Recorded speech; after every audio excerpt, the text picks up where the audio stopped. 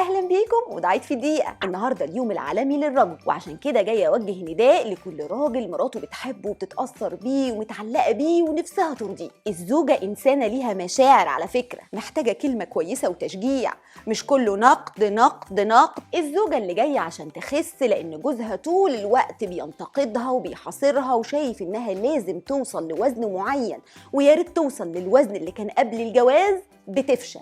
ايوه بتفشل، لان ببساطه في بدايه الرحله حضرتك بتتابع وبتوزن وبتتعصب وبتنتقد وما بيعجبكش العجب. سيبي الاكل، يلا اطلعي وزني، ولو هتقول كلمه حلوه هتقول لها الله بقيتي دبدوبه بعد ما كنتي فيه. الملاف السعد قد ايه بتتاثر وبتبقى حزينه ومجروحه لانها بتحس ان قيمتها كلها في شكلها، وانها لو ما خستش هتبطل تحبها. احب اقول لك عزيزي الرجل انها حتى لو خست هتفضل شايله لك جواها قسوتك. هي مش في مسابقه على فكره، اديها فرصه وبطل تجرحها، طبطب ودلع وشجع هتلاقي نتائج تبهرك. يعني من الاخر ما تهزش ثقه زوجتك بنفسها، وشجعها وقويها واصبر عليها إلهي تنساعد. وعلى رأي المثل اللي يقول لها يا عورة يلعبوا بيها الكورة.